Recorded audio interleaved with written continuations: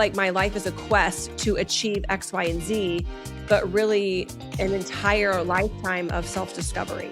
We can't lead others until we really understand ourselves and can lead ourselves to be our best self. How you feel about yourself and how you navigate everything you're feeling directly impacts every relationship that you have, from small interactions to, the biggest relationships you have in your life.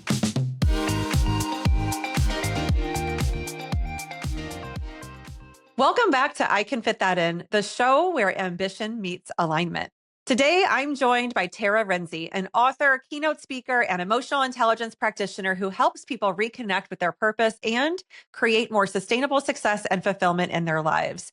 After 2 decades in corporate leadership and social selling, Tara shifted her path to focus on empowering others to be who they came to be and create, own, and live the life they desire and deserve. Well, I think that sounds like something we all want. Tara, welcome to the show. Hey, thanks so much for having me. I'm excited to be here today. Great. So, obviously I'm excited to talk to you too, because a lot of your work, I feel so much synergy with, and there are not enough people on this planet doing this work. So I'm always like, when I get to meet someone like you, I'm very excited because, first of all, there's a lot to talk about. We have probably similar perspectives, but serve, different audiences and different people. The second thing is I'm really excited to hear your perspective on purpose and potential, because this is a lot of what your work surrounds. So my first question is, was there a defining moment for you in your life? And I already know the answer to this, but I can't wait for my listeners to hear this. That moment that shaped you and helped you reconnect with your own purpose. Yeah, absolutely. Well, obviously my grandmother, the Be Who You Came letter, is I'm guessing what you're talking about, but my almost 2 decades ago, my grandmother, who was a very influential woman in my life, she wrote a letter to my newborn son. He was a week old, and it was her first great grandchild. And in this letter was kind of her life's advice for him. It was a sweet, sweet little letter. But at the end of it, she said, "Be who you came to be. Love will guide you."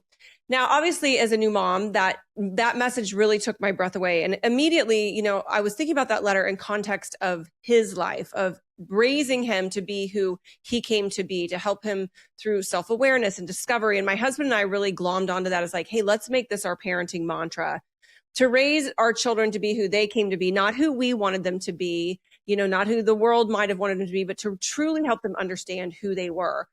And then while I was working and raising kids in my 30s, I really started to think about that letter in context of my life, of being who I came to be. And it was such an aha realization moment that, like, gosh, where I am right now in my life, this isn't the ending. And I think for so many people in their midlife or having kids or having the career, we think, why do I feel like I have all of this, but I'm still a little unfulfilled, or I feel like I haven't quite made it yet. And that note changed my life in so many ways, but really just the fact that our entire life, being who we came to be, is a lifelong assignment, that there's no arrival, there's no destination. And we are constantly reinventing ourselves. We're reinventing our purpose, our passions. We're rediscovering who we are. We're recreating a future for ourselves. And that's really empowering when we start thinking about, hey, it's not like it's not like my life is a quest to achieve X, Y, and Z, but really an entire lifetime of self-discovery. Oh, that is so true. We're always evolving, right? Like, I Yeah. always say to people, there's no reaching enlightenment. I mean, maybe there could be, but let's not have that as the goal. Let's just embrace the fact that change is constant. And it doesn't have to be something scary, because like you just said, you get to reinvent yourself, right? Like, you get to grow and you get to change, and you get to embrace the fact that that's a part of the human experience, is to be who you want to be wherever you are, right? And I used to call this, be authentically you. Like, why not? Who do you want to be? You want to be like everybody else, or do you want to be uniquely yourself? Yeah. Right? Yeah. I think it's interesting. When we went to trademark Be Who You Came to Be, there was no one else out there who had ever tried to trademark saying it that way. And, we do hear, be you, be yourself, be authentic.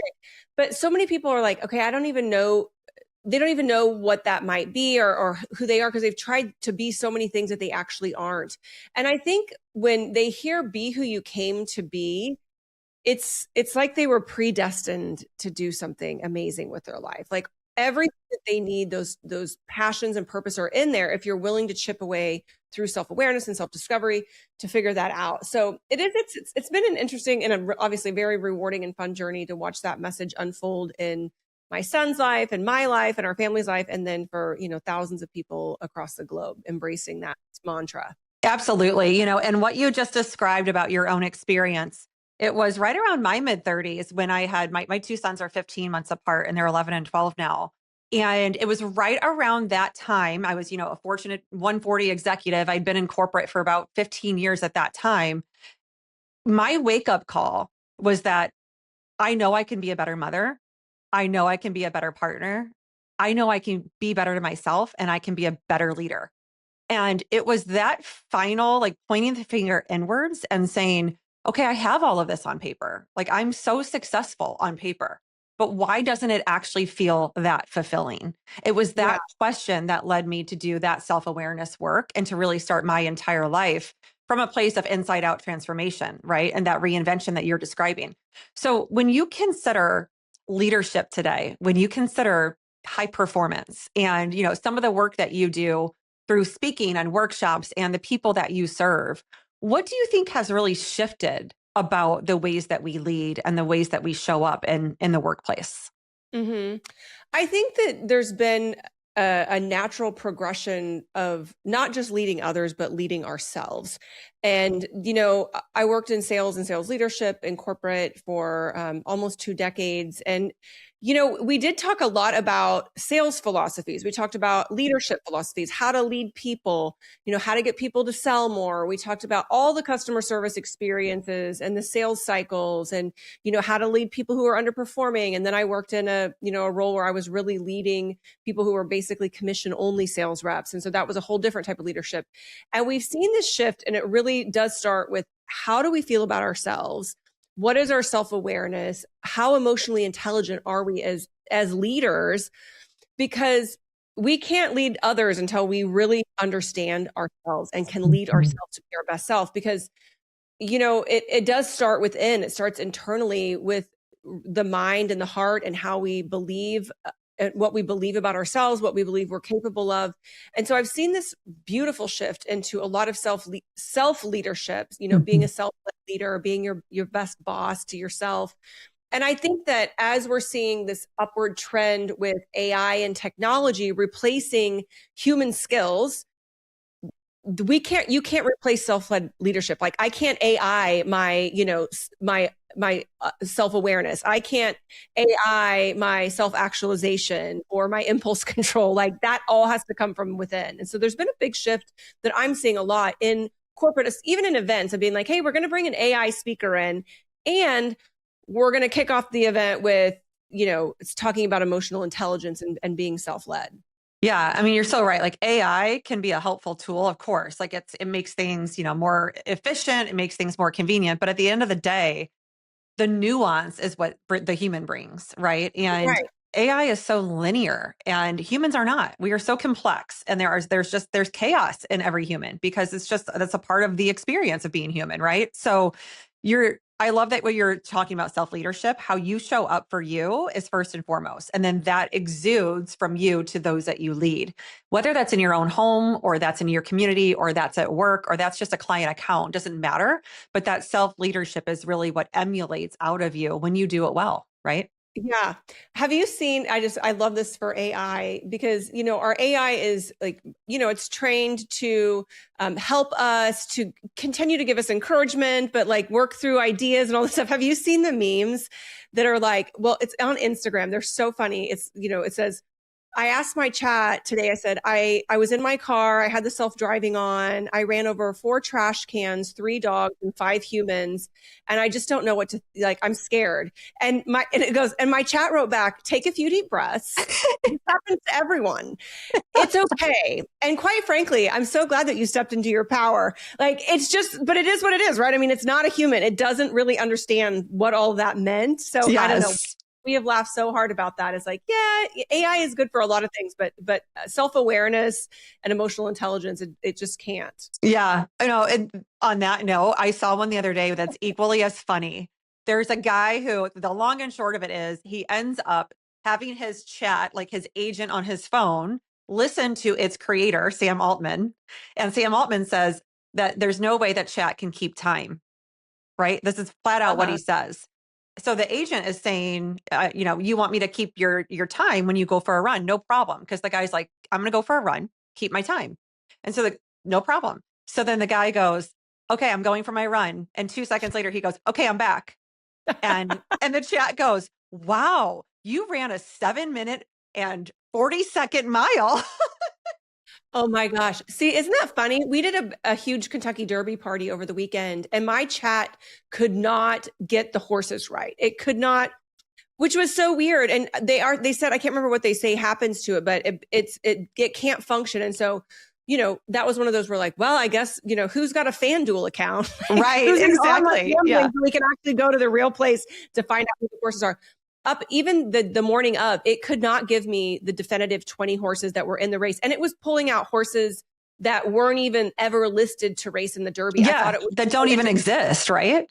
Made me realize like, oh my gosh, we cannot, like, it's scary, It is. Absolutely. Too funny. Well, we digressed into some funny AI stories. There's going to be many more in the future, I know. Absolutely. I'm curious, what are some of the biggest disconnects that you see in the work that you're doing?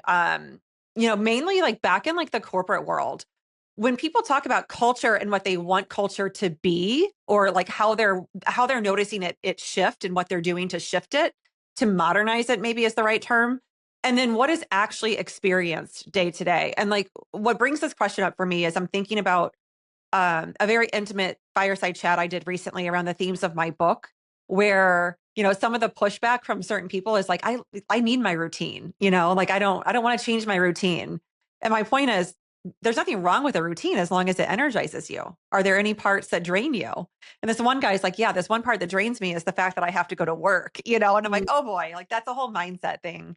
I So know. yeah, I'm curious I what have you a lot see. of feelings around that in general.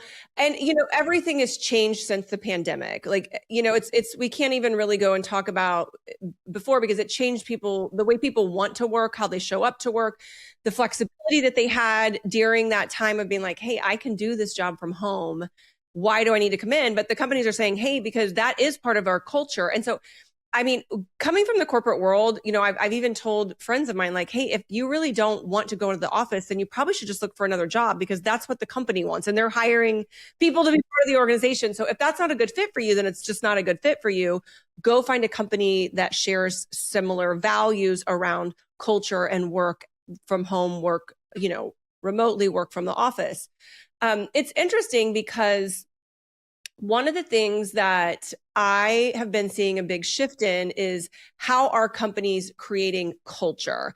And it's not enough anymore to say, hey, it's free pizzas on Friday, come into the office. Or, hey, we have all of these ERG groups and to cater to all these people, but they don't really ever work on it. It's all just like lip service, like they put it on the paper. And what I've seen this year, even through a lot of my speaking, is companies really investing in the personal growth that drives professional output, that people want to be able to be authentically who they are and who they came to be. I have a whole keynote workshop that I do around these things called butterfly goals, which are personal goals that when they're ignited and we're actually pouring into it, it changes how we show up at work. It changes culture. It changes innovation because we realign with our authenticities versus putting all of our identity into work achievement, career achievement, financial, and we lose sight of who we are. And it's been really interesting to do these because people will get together and they all are saying like, oh my gosh, well, my butterfly goal is I want to run a marathon. So it's this idea of like becoming more, not necessarily doing more, or I want to start a tomato garden. And it opens up an entire new conversation. It creates culture of people being like, oh my gosh, I want to hear all about your tomato garden. How's it going? It creates these little personal connections that then, create this culture of true belonging on so many different levels. And then that fuels everything else within the organization. So I think a lot of companies are saying like, how do we make people feel seen as individuals, as human beings, and not just cogs in our culture machine? Mm-hmm, absolutely. And What would you say? I mean, on the topic of the butterfly goal effect, can you just walk us through that premise of what you've created there? You kind of just alluded to Yeah. it, but yeah. Well, it's so fun, and I'm sure you know this about writing your book and being in with your content for so long. Is that the butterfly goals were always this big part of my overarching message of how do we continue to be who we came to be? How do we create, own, and live the life that we deserve and desire? And so, the create it section is focusing on what's fulfilling in your life, not what's easy, but what's fulfilling to truly create genuine happiness and success, kind of debunking that whole like just choose happy every day. Like it's not that easy. Like you have to create it. You can't just choose to be it and then think everything else in your life that maybe you're struggling with goes away. How do we own it, own ourselves, own our authenticity? And then the live it section is how do we continue to live it, is this notion of not letting go of our personal aspirations and things that actually do bring us genuine joy, genuine happiness, but aren't easy either. So I tell the story about how I always wanted to get on a game show, and I end up getting cast on a game show from Kansas after I finally decided to go for it and go down the path of like, a lot of rejection and a lot of people being like, what are you trying to do? Like, this is crazy. But it was something I always wanted to do. And you know what we find with these butterfly goals is the amount of connection that it does create within organizations is crazy. I mean, everything from like, I did one in Nashville a few weeks ago, and it was everything from like, I want to learn to surf. I want to be a beekeeper. I'm going to start DIYing around my house, doing my own projects versus hiring a handyman. I want to grow a tomato garden. I want to learn how to play the harp.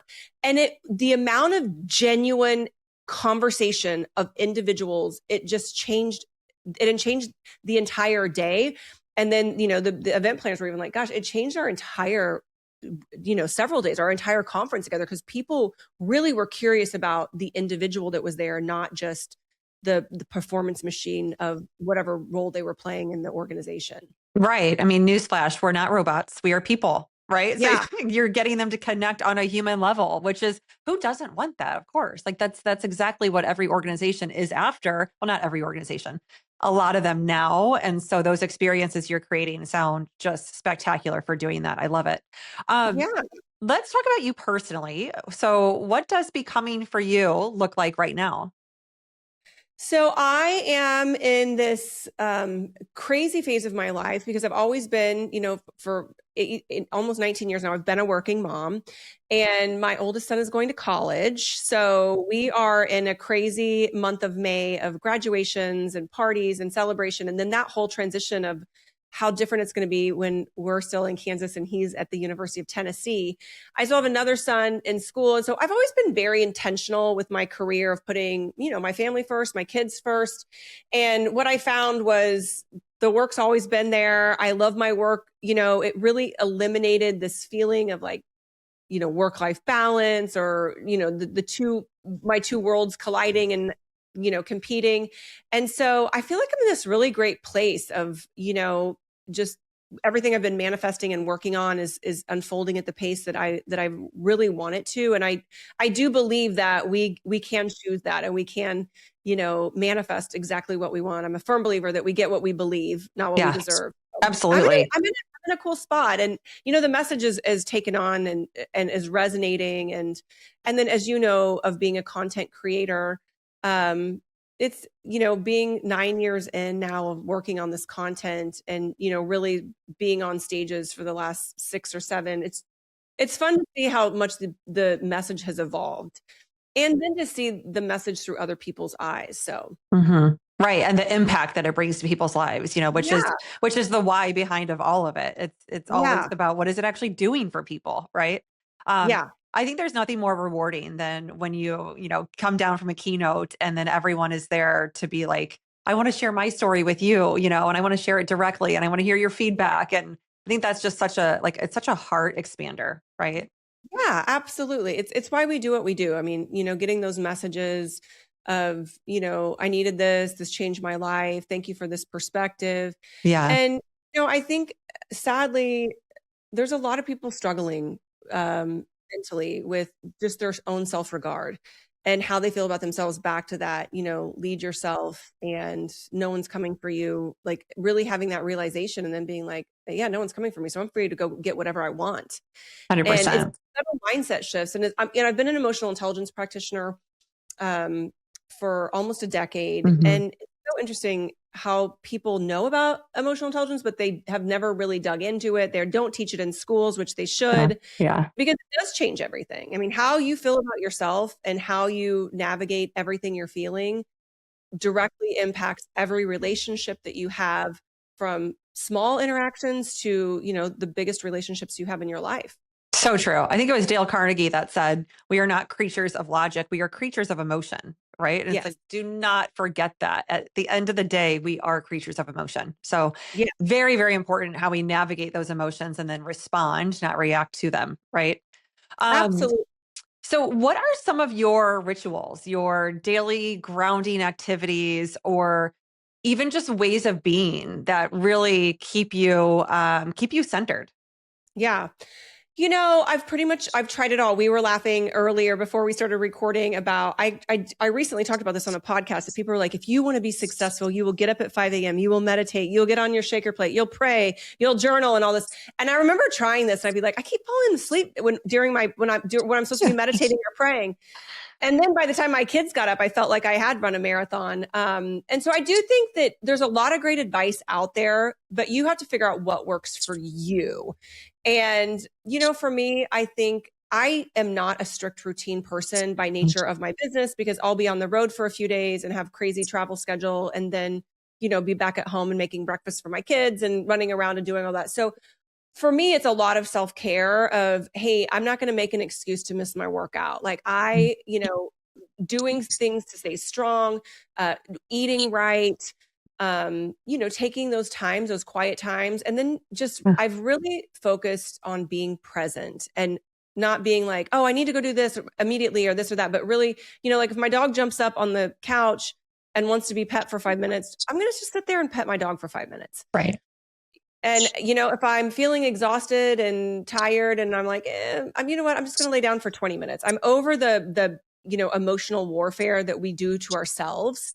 And that has all come by just being mindful and trying to be present every time I can.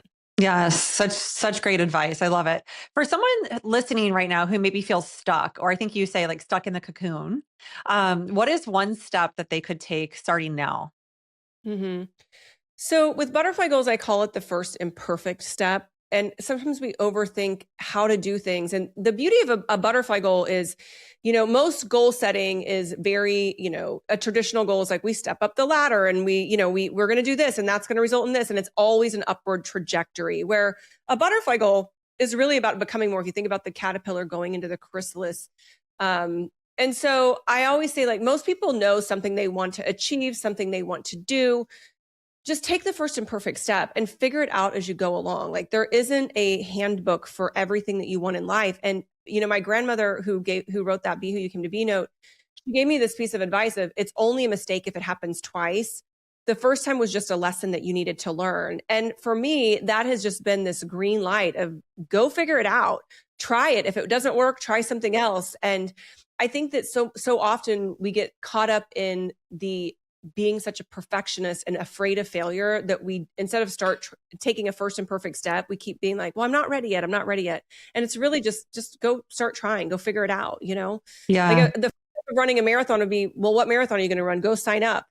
So you start at the end and then you go back and you're like, okay, I've got to do all this, working out and figuring out how I'm going to able to finish the race. Right. I mean, that in and of itself is actually what manifesting is. Like Mhm. the woo-woo side of manifesting historically was that you just think it and it happens. No, you think about it so much that you start to believe that it's possible. And then you start to take these actions, a little bit every single day that gets you closer to manifesting whatever that goal is. And so that's Right. exactly what you just described. You've got to start somewhere. Everyone does Yeah. with any goal. They've got to start somewhere. Right. Yeah, absolutely. I love that, Tara. Well, this has been such a joy to talk to you. Thank you so much for coming on the show. And let's leave people with, where can they find you?